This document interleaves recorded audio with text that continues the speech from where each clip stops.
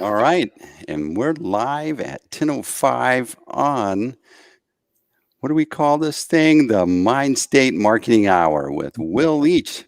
That's right. Hello, Steve. How are you, my friend? How's Mexico treating you? It's doing excellent. So just so you know, I'm getting a message here from LinkedIn. It says we're having a hard time sending this live stream to LinkedIn. So what's the audience that we really wanted to have on here? Really want to have LinkedIn. Yes. Hey, StreamYard, I hope you're listening. Okay, so today so first of all, I've been listening to our conversations. I'm down here in Mexico. I have a little time to walk along the beach, get a little exercise, but I've been listening to our conversations and I really do enjoy them, and I learn stuff and I forget about things that we talk about, like be the buttermilk. Yeah. that will go down in history. Somehow Yes. we got to that. But yeah, I've had a couple of emails even asking me about buttermilk and what am I going into the cuisine space? Like, nope, you got to listen to the episode. You got to listen to the episode. That's right. Don't be Batman. Be the buttermilk. The antidote. The antidote to poor marketing, shameless marketing. That's right. The beautiful thing about Will Leach is he's the author of one of my favorite books, Marketing the Mindstates. There it is. And I'm going to shorten the subtitle. And it's basically a book on how to use science to connect better with your clients. And when I read that book, it really resonated to me, because there's this thing going on in our head. It's called a brain. And whether most people will admit it or not, we all have brains, and especially the folks that we work with have brains, and they deserve to be treated as if they have brains. And that the whole reason we have that brain, its number one imperative is safety first. That's right. Keep us out of danger in spite of ourselves.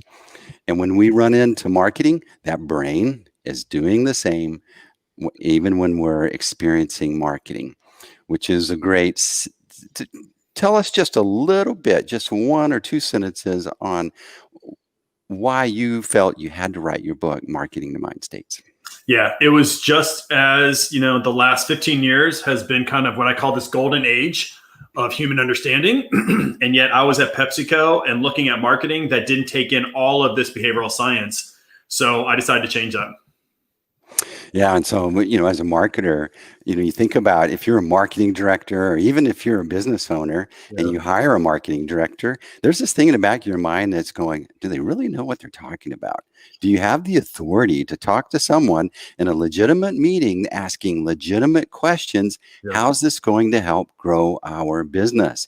Yeah, it needs to be cute. It needs to be attractive, but we usually lack authority to answer that question with conviction. And that's what I really got from your book. So kudos for you. So today we're going to work on something that is, I really love the way that you teed this up. In my book, I call it H to H. People go, Steve, so does the principles that you present in your book, does it apply to B2B, or is it better in B2C? And my answer is always, it's legitimate in H to H, human to human. And we get these words that come into the marketing vocabulary, like consumer, this faceless, nameless thing that has a credit card. We want money from that consumer. But what we lose is that's real human. And that's why I call it H to H. And so here you are. We want to move past UX, user experience, customer experience, towards human experience design. Will,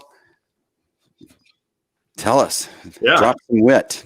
Well, it's funny you said, I was going to bring up even a story when you said, H to H. And I can remember my very first job out of college, and I worked at a public utility. And I remember we got there and I just came out like refreshed with new ideas and excited about marketing research. And I remember that in the databases and in meetings, we didn't call our customers even customers. They were meters. We have 7.2 million meters. And I remember thinking to myself, and I'm in marketing, right? And I remember thinking, that's the most like kind of object kind of horrible way to talk about real people with lives. And so, even back, as long, I don't want to say how many years it's been, but it's been a while.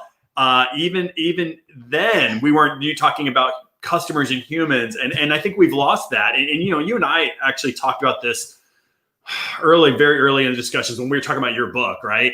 And this idea, even recently, we've been talking about this idea that just being human can be a point of competitive advantage anymore, because everybody, and I was a victim of this too. I'm working at PepsiCo, I'm in marketing, and we're constantly being approached by new technology or a way of getting more efficiency, better targeting, things like that. And the more we get involved with technology, the more we're better at targeting, the more we find efficiencies in the system to speed up our creative process. Hell, even now, Steve, we have artificial intelligence that is being designed right now to develop creative. That's how far we're moving away from the human connection. And behavioral science is focused on nothing more than being human and teaching how to be human. And if you can become human, like we've said, I think it's actually becoming a point of competitive advantage, which is so foreign, because 20 years ago, that's what we all talked about. But then something happened with technology, and here we are today. Yeah, it's because so now if we're having to actually up our game and represent in an area that's digital, that's virtual, that's remote. And so we're focused on the technology because, I don't know how to use Zoom, or I don't know how to use a StreamYard. I don't know how to use these tools. And so you get caught up in the utilization and all the features and shiny things, but we forget that actually this is just another human interface device. You know what they call a keyboard? A human interface device? How do you know? I just heard that.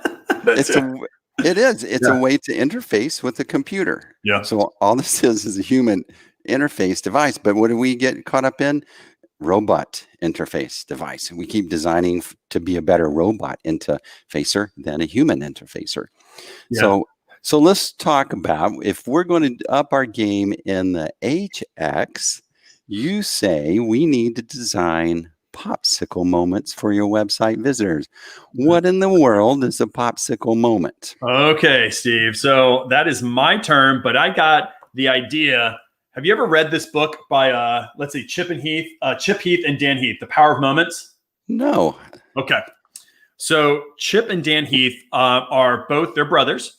They are professors. I know one's at Harvard. The other one I think is at Stanford, on the other coast anyways. And they write incredible books. Like they're the authors who wrote Made to Stick. They wrote Switch, Decisive. And so it's an amazing book, The Power of Moments. And this idea behind The Power of Moments, and I'm going to paraphrase and do this not anywhere near the justice it deserves, is that in experiences, you can have an extraordinary impact if you just think through, and I call them popsicle moments, but they talk about these. I think they have a term around moments. I call them popsicle moments. And here's the big story, and I think about this story all the time now as it relates to designing of websites, but basically any interaction.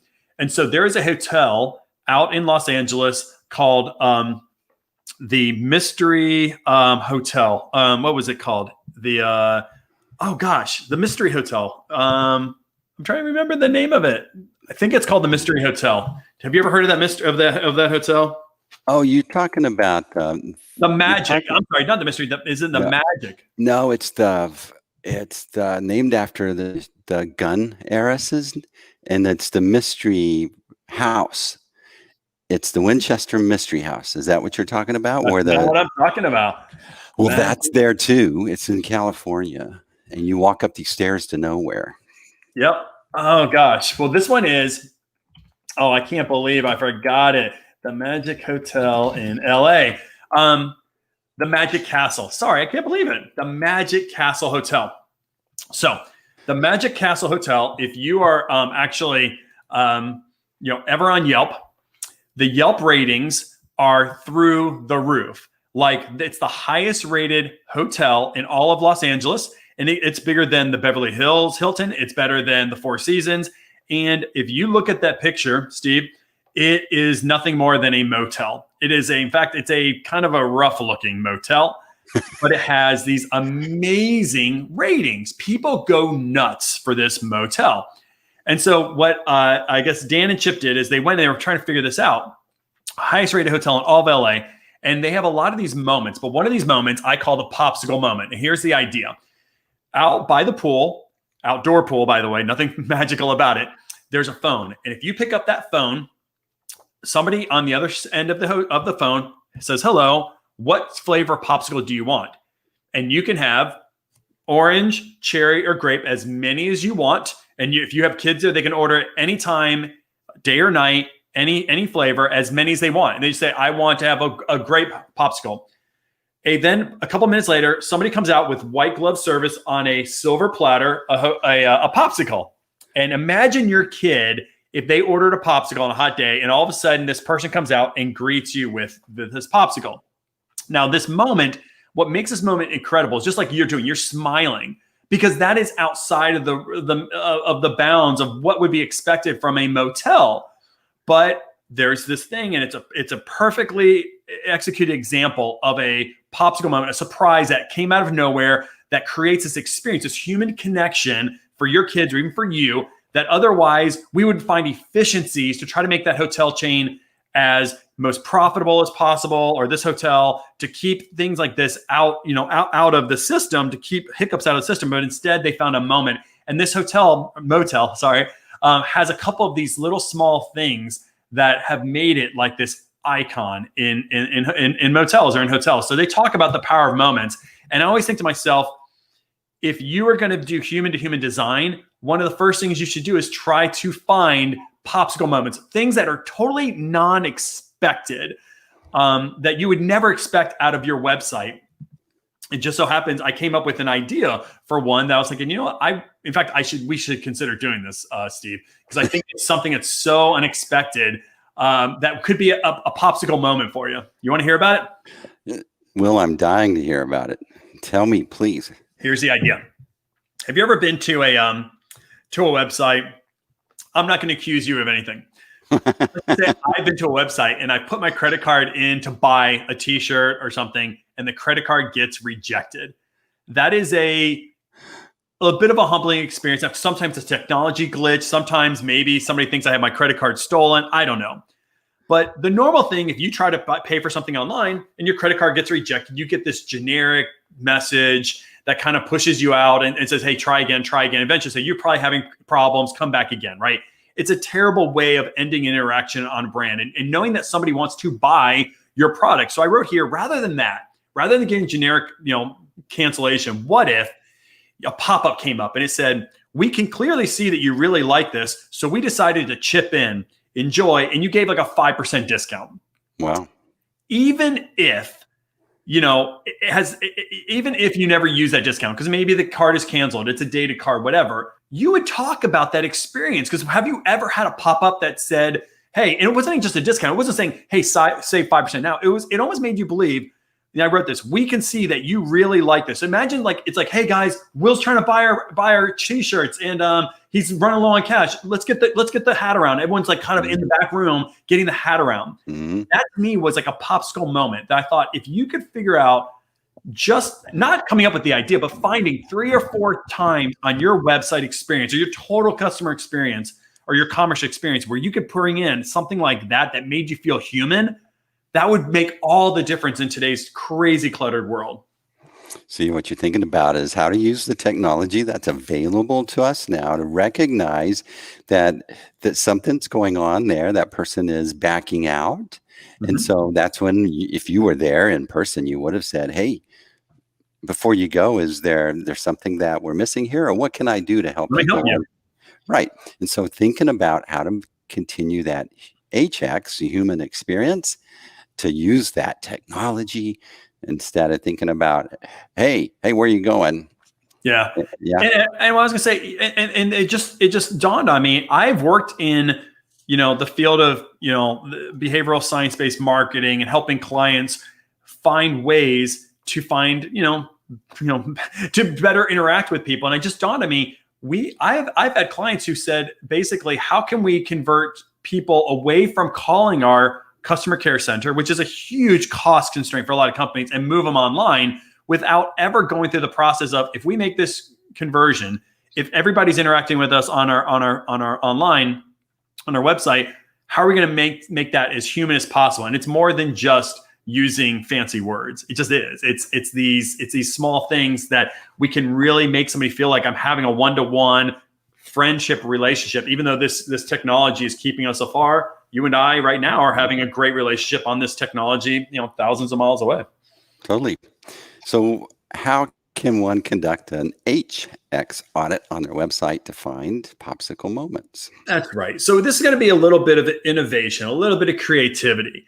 But what I did is I started thinking about, if I was going to really create a human experience, knowing that I have to do it on my website and I can't have a one-to-one phone call with every person who wants to, work with me in some way or learn about, behavioral design and things like that, I do an audit. So what you do is you lay out literally from the very first email that maybe somebody gets, and just lay out the process and just do it in your own handwriting and do it yourself. Actually, it's really important. I tried to at first remember all the touch points and think, maybe think of some times when I can really throw surprise. And instead, I forgot probably 30% of all the touch points I really had. And this is not a huge company, right, Steve? Like we're small.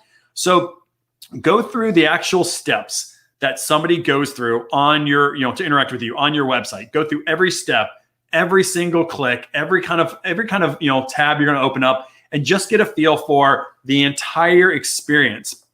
And then there's this thing that I thought of is, as you're doing that, find moments where you believe a surprise could happen. To me, it makes natural sense of services. Like if you have a services tab and you're going to start talking about some of your services, that seems like a natural place where you can kind of surprise somebody with it's not an offer. I don't think that you have to discount your services or show a discount, but I think a surprise that pops up and maybe it's a video and says, hey, yeah, you could read all this stuff, but let me give you the 2-minute download of what we really can do for you here. And that's it, as opposed to having somebody read and then get into the details.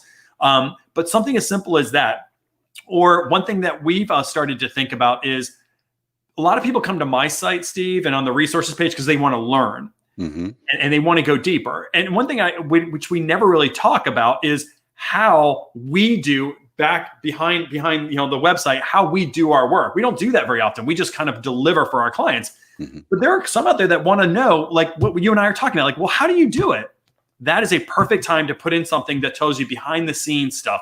And if somebody's going to be on the resource tab, that's probably an area where you want to pop up a video and just say, hey, if you want to know the real scoop behind how we do it, watch this. It just shows us all working behind the scenes. So finding moments of inspiration, we call these things trigger points in my book. Mm-hmm. And the idea of a trigger point are these moments where people pause and then they really want to engage. And if you can identify these trigger points, and these are usually, like I said, a services page, a checkout page, maybe a resources tab where people are trying to dig into a particular topic that maybe you wrote about. Those are natural trigger points. If people are interacting with your site, find those moments to surprise. And that's the first thing you should do to try to bring human back into your website. While you were talking, I was thinking about I did this in a past life. I worked in restaurants a bunch. Uh-huh. And what was kind of cool is you would see a table encountering some frustrating moment. And if you could show up with a round of drinks that they didn't order and they didn't complain, but you knew they were feeling that. And when you show up and you deliver a popsicle moment, like you're saying, that you just go, hey, I noticed you guys were having to wait a while. So here, this is on us. And you remember that when that happened to you and how you really felt understood and appreciated. And that's what you're talking about. That's right. There's a real famous behavioral science paper that was written that said, when the server at the end of the meal has mints, if they double the amount of mints, so rather than 1 piece of peppermint candy, 2 pieces of peppermint candy, and when they give those mints away, nothing really happens, the extra mints, nothing happens with the tip unless the server says, hey, I pulled a couple extra mints for you. Mm-hmm. That's all they have to say. And all of a sudden tips raise about 15% on average because it's this unexpected surprise. Before it was just like 2 per, but they said, hey, I gave you some extra. It's an unexpected surprise. Something as small as that makes you feel like you were thought of, right? You were thought of behind the scenes. So, yep, that's it. So that comes from a book called Persuasion by Robert Cialdini. Yep. And that's one of the 6 principles. That's the reciprocity rule. And so that's beautiful that you're tying that in, because you can create reciprocity even in your human experience on your websites. And these are things that our brains love because it makes us feel understood and appreciated, and therefore makes us want to go, hey, I want to bring some appreciation back to you. And it's just how we're wired, and that's how we feel great in certain situations, whereas other situations we don't. Yep, that's right. Popsicle moments. Find So them. number 3. So you want to go back through your website Yep. or your brochures or materials to eliminate friction to their flow. Yeah, and this is just a standard thing that we should be doing anyways, but I'll give you an example on my own site that I heard about yesterday. And so you'll appreciate this, Steve. But in any kind of experience, realize that any moment of friction, any extra behavior, any extra words can cause friction. And what any piece of friction can get people to just disengage. It's just so hard to capture people's attention. And so a good best practice is to go through your website and really go through your entire experience, the kind of client journey or the customer journey on your website, and look for moments of friction. Here's an example of one I just picked up yesterday. So on my website, you can download a free PDF. And I was talking about creating a new landing page after somebody has already given me an email address or whatever, and they've asked for this PDF. Well, then let's go create a landing page so that there's some words, and then we can put that PDF on there. And it's great for branding, right? It's great. I think it's perfect for branding. And somebody had mentioned, well, if they already gave you their website, why not when they click it? Their email address. Why not just click it, and all of a sudden the PDF is right there and they can download? Like why sending them to a landing page so that they can read more about this? And I see all the brand benefits behind that, but I thought to myself, that's not unreasonable to expect that, to like try to even take out efficiency of words and just have the PDF pop up.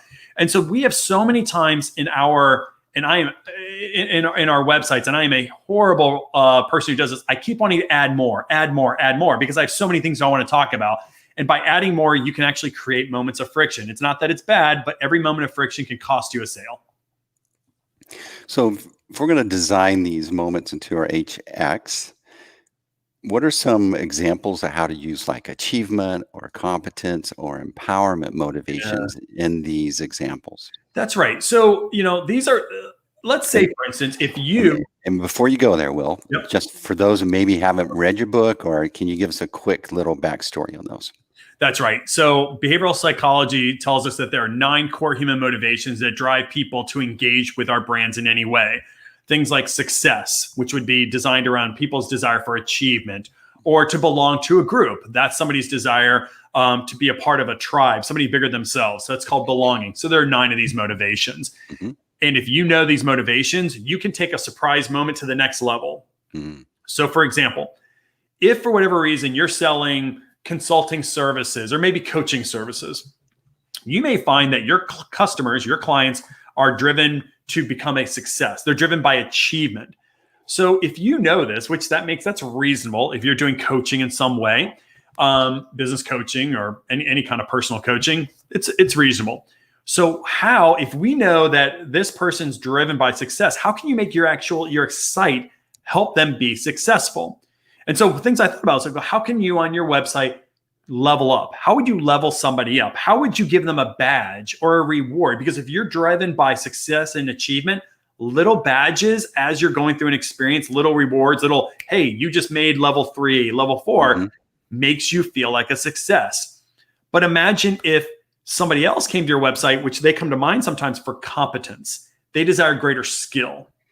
Well, now my website, I can design my website to make you greater skilled in the area of marketing to Mindstates. So I would give you exclusive content. Like we said, nuggets of knowledge, behind the scenes information of what we do, things that are only exclusive to you, because that makes you feel more competent. You're getting behind the scenes skills that otherwise you wouldn't have. So if you know which of these 9 motivations are driving your customers, integrate those into your surprise moments so that you can now elevate something that was just a surprise into it's a surprise that's motivating to me. It's out helping me feel the desired, feeling that I want. Yeah, you think about it, the folks that read your book really were inspired by it, wanted to apply it, but immediately you know that you can't just read a book and start to be excellent at it. You're going to have to make several attempts at it. And you're going to need to read some more and do some research. To be able to listen to you every week on this would be like super inspirational, because you're going to walk away with now popsicle moments. Yeah. That's so cool. Last week it was buttermilk, be the buttermilk. This week it's popsicles. The one before was being human as a competitive advantage. So there you go. That's our popsicle moment in this example. All right. So then we want to do, we're injecting those triggers. Yep. To move people from interest to action. Talk to us some more about that. That's and right. Blind us with some science. That's right. So remember, in the book, we use, there's a whole chapter in the book about something called cognitive heuristics. But for us out there, these are just things called triggers. And what these are little tips, little triggers, little words you can inject or interject into your website to move people from kind of inspired and excited on your website to actually doing a transaction, whether that's just giving an email address, buying something, or downloading a brochure or a PDF document. So these triggers are things that we all use, by the way, regardless of what society you're from, background. We use these triggers. Now, in my book, I have 21 of these triggers, but I pulled out of the 21, 6 that I feel are useful right now that you can put on your website right now today. And we know from academics and kind of just pure business experience that these triggers work. So what are like 6 we wanted to cover? Hang on, I got it coming right here. Watch this. A trigger. Here comes a trigger. 6 ways to create a trigger to action on your website and cater to your customers. So number 1, I was running out of banner space here, so that's what I'm struggling with. Number 1 is provide social validation through testimonials. That's right. That's a concept called social proof, guys. The reason why testimonials work, and they work for almost anything, is that people feel safer when they know that other people like them have taken and used your product. That's kind of what you said. We look for safety at the kind of in the back of our minds. So social validation, testimonials, anything that says that hundreds of people have used this service, hundreds of people have bought my product, will be very useful in moving somebody from interested in your product to actually buying your product. And again, in that book we just mentioned with Robert Cialdini, one of the 6 principles of persuasion is social proof. And the reason that it works so effectively is because we have so much information coming at us, we cannot possibly stop. And I forget how many decisions we make in a day, but let's just say we make 100 decisions a day. It's impossible for us to sit and give 100% focus on that decision 100 times. And so we look for social proof, things like if Will's done it and Will's in my area, then I can trust the evaluation that he put into that to help shortcut me needing to spend the time to evaluate it.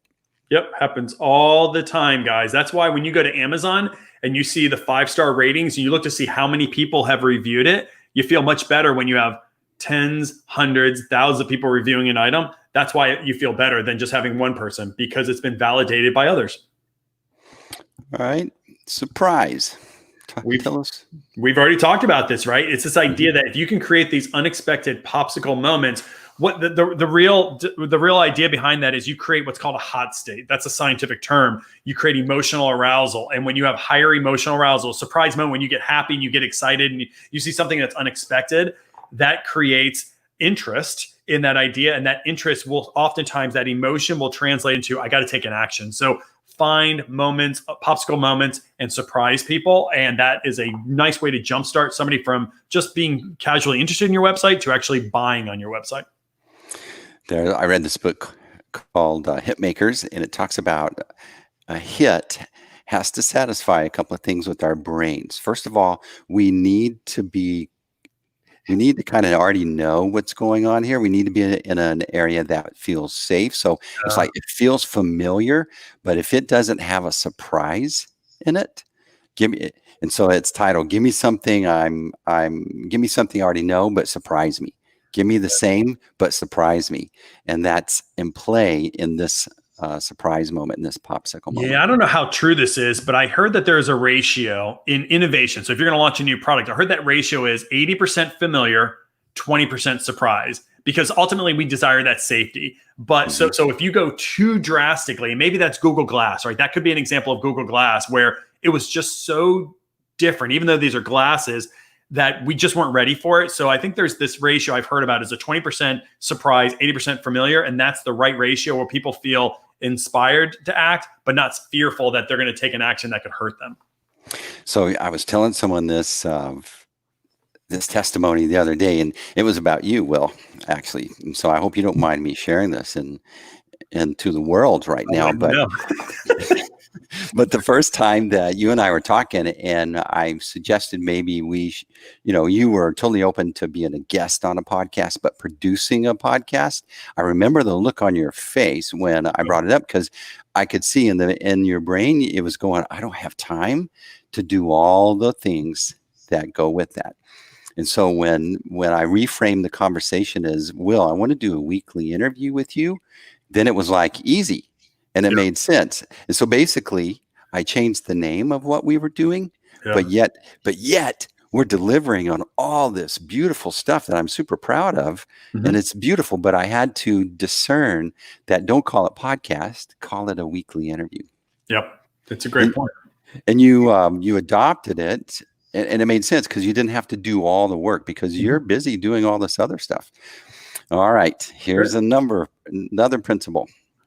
Scarcity effect. This is we use this a lot in corporate America and in just business America. Scarcity is this idea that if you want to create value for something, tell others that it's scarce in nature, right? So if you put limited time only for this special offer, or we only produce 10 of these kits, whatever those things are, when things are scarce in nature, there's this feeling that, well, they're scarce because other people are buying them up. And many times that's the case, right? If you go to, you want to go on a flight and they say, hey, there's only 2 or 3 more seats left at this price. A lot of times there's only 2 or 3 seats that are left. So help find places where you can make something scarce in nature. And that oftentimes gets that emotional arousal that we're talking about to get them to go, you know what? I may lose out on this. I don't like the idea of loss. I'm going to go ahead and buy. Yeah, that's coming in again at that brain. Remember back when we only wore loincloths and we didn't have shoes and we didn't have an iPhone, we didn't read, but we'd run into a resource that maybe we didn't see all the time, berries or whatever. So we would stop and get them because they were scarce. Yep. Because we knew that it may be a while before we run into them again. Yep. All right, build commitment. That's right. This is that classic, the salesman get the foot in the door. But there's this kind of phenomenon that when you ask somebody to take a small step towards a goal, that many people take a small step. And then when you get somebody to take a small step, you can ask them for something slightly larger and then slightly larger. And then ultimately you get to kind of the overall goal that you're asking for. This is desire called commitment. When you get somebody to commit to taking a small step and then consistently taking another step, that's a much easier way to get somebody to purchase from you than asking for the purchase alone. So you actually even talked about it, in this, when you initially approached me with this, I remember even writing on a sheet of paper, I had it on my list of things that do not do podcasts, really. But think about what else you do. So, well, okay, we're not going to do that, but let's just do we call it the Mindstate Minute. And it's an email that goes out. It's a video email that I record, but it's 3 minutes of time. It's not an hour, it's 3 minutes of time. That was a very small ask. And I said, I could probably do that. 3 minutes, I could probably do that. And I got comfortable with that. And then all of a sudden they say, okay, well, now let's do another email that we're going to have you record. That's going to talk about a topic that you wrote about in the past. So I didn't have to come up with a new idea. I wrote about it in the past, but you're just going to tee up that. Then that was 2 videos a week. And now we got 3 things a week because it was a small step. You got the foot in the door to get me to, and it's fine. I'm comfortable with it, but I just needed to have the small step first. And that's the easiest way to get a buy is something that's free and then a very low cost item, and then you kind of graduate into higher priced items, and it feels more natural for people. Well, you're producing, the biggest challenge for an agency like ours is to pull out of the heads of these brilliant, progressive leaders that we work with, to get that stuff out of their head and get it into some form of digestible content that people love. And just sitting here and talking, and you don't need to prepare because you've done preparation for years. You even wrote a book. Yeah. And so it comes out of you naturally. So I love that. And that's just, that's so cool. And now you're producing all this awesome content every week. And your peers are going, Will, what are you doing? You're going crazy over there. No, they are. If only they knew. It's like this. It's just conversational. It's pretty easy, actually. So show customers what they can lose if they don't buy. Concept called loss aversion, everybody. We desire to never lose. It's our human nature. We are adverse to anything that could be perceived as losing. So what you can do is on your website, talk about here's what could happen if you don't buy. And we've used this before in things like you're already a member. Let's say if you went to my website for the first time, and or you went to any website, and if you're being told that you're already a member, but you will lose out on this offer, you'll lose out on this membership. The reason why they're doing that, and they may not know it that they're doing this, is that they're saying you're a member of this group. You're a member. You have this kind of certification or membership, and if you don't buy, you're willing to lose it. Just by saying that, it makes you feel like you have something to lose. This membership that you don't even know you're a member of, that is called loss aversion. And by doing that, you can get somebody who really is interested in, again, signing up for something. Rather than saying they will become a member, you would say this membership is yours to lose. And that slight tweak on the words that you use can increase the excitement of somebody wanting to really become a part and actually interact with you. That's a great point. I don't know how many times that's been used on me. Yeah. Just my gym membership. It's like my fat tax membership. Yeah, that's right. That's right. All right. And tell customers stories to build a human connection. Yeah. And ultimately, guys, we've been talking about human design, and it's all about stories. Stories are the way that everybody understands the world around them in any environment. It's through stories that they've been told. It's through stories that are in our culture. Storytelling allows people who are in unfamiliar areas in life to navigate. Some people use the Bible to explain, how do I navigate the situation? Other people use other philosophies, Stoicism, whatever. But stories are the basis of how we understand life. And if you are not using stories in your website of some kind, whether that's a testimonial story or it's your kind of story about how you started the business, stories make people relatable. They make your business relatable because people see themselves in stories. So use stories wherever it makes sense. Yeah, and use the stories to communicate. You understand them. You understand the challenge that they're encountering.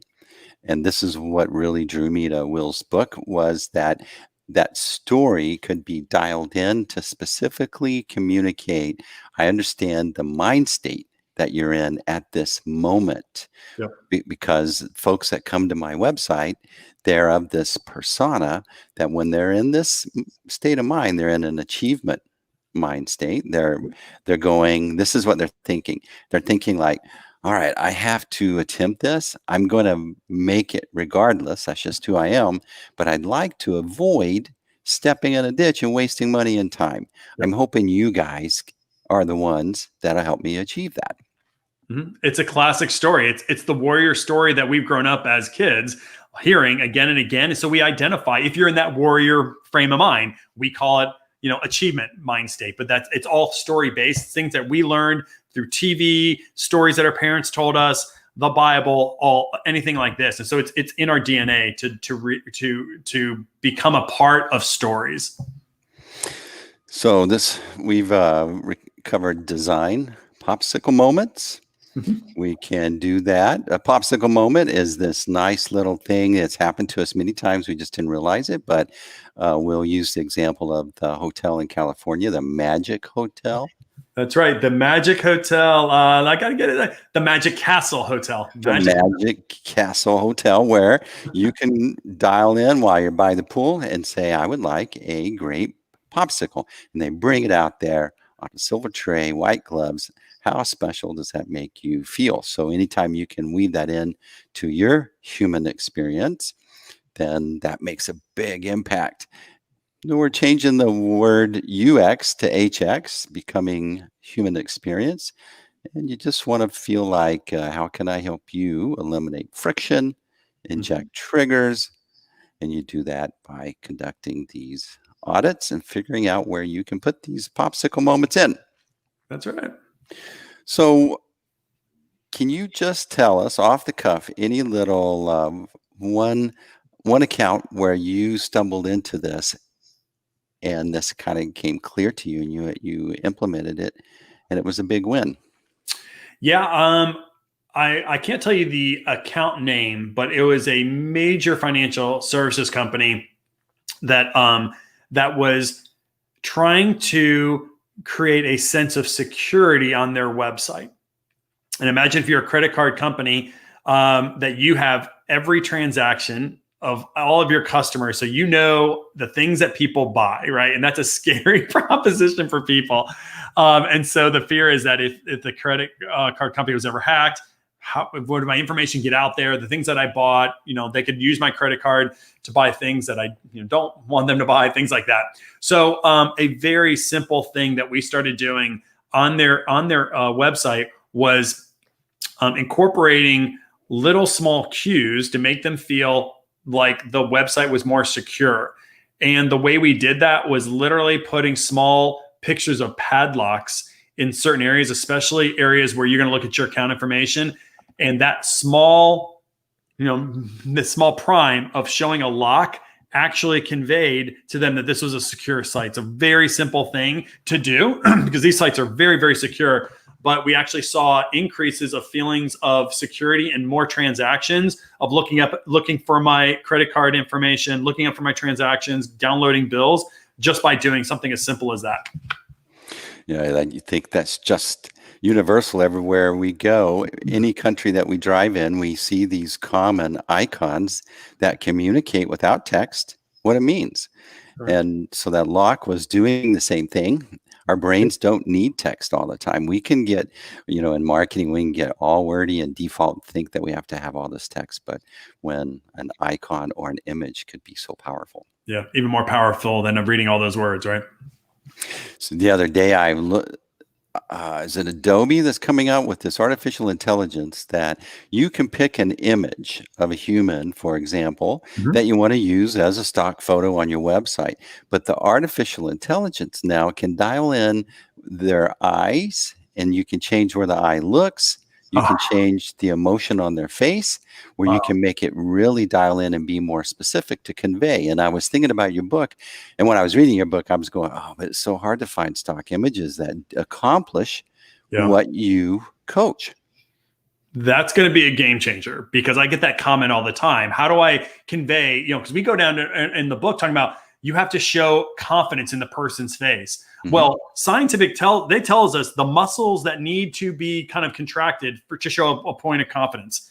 Paul Ekman did a lot of this work, but you can't find those images on stock photography. So we're always like, well, what do you do? If you can do that, that's a game changer in behavioral design and using these ideas because the face has so much emotion, but finding that exact emotion is so difficult to do. So if you can create that on stock imagery, it's a game changer, Steve. I don't even know what to say. That's huge. That's huge. It is huge. And it communicates the understanding of it. That's the problem with the folks that are listening to this.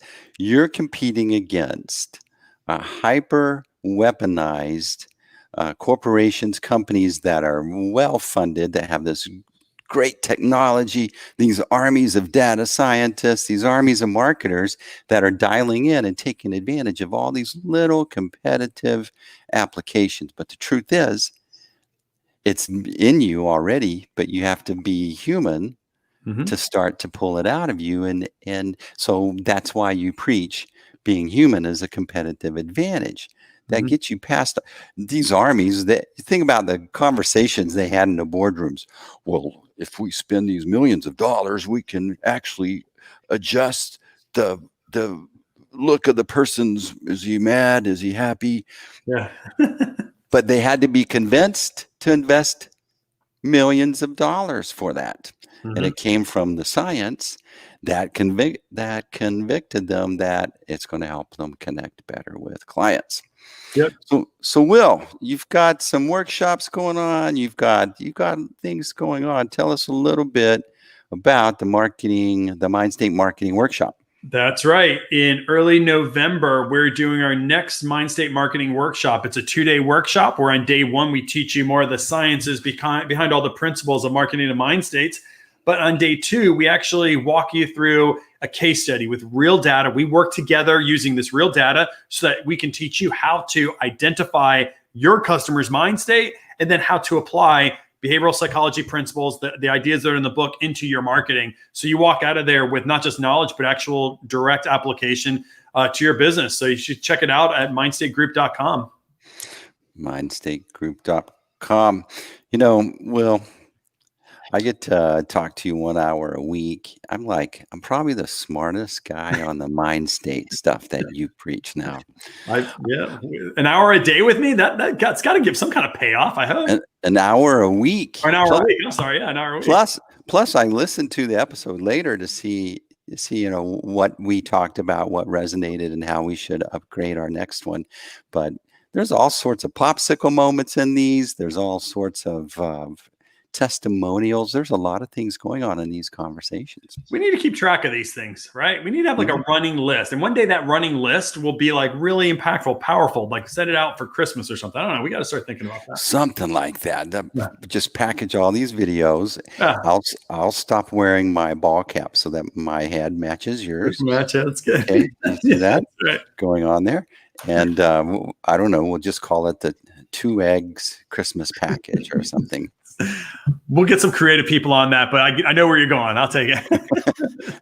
All right. Well, this has been awesome. I really value this. You're a great guest, and this is excellent stuff. What do you want to tease for the next episode? Oh, I don't know. I think I'm going to go with some Halloween themes, and I'm starting to get excited about alternate egos or alt egos. And so I may toss in this idea about how to you personally use these sciences to kind of be your best self. It's a little bit outside of marketing, but I'm starting to toy around this idea. So we may see that next week. Maybe not, but we may see that next week. All right. And just tell us again, hold up that book that you showed us a while ago. This one here, Marketing Mindstates, or this one? That one, yes. The Power of Moments with Chip Heath and Dan Heath. Yeah, excellent. And then we also mentioned Persuasion by Dr. Robert Cialdini. Yeah, I've got that really back here. Recommend that for you guys that want a little homework in between episodes. Yeah. All right, team, that's it. So the Mindstate Marketing Hour, it's been another success. How to use science to connect with your clients. Get the book, Marketing the Mind States by Will Leach, and we'll see you next week. Will, have a great week. You too, Steve. Thank you.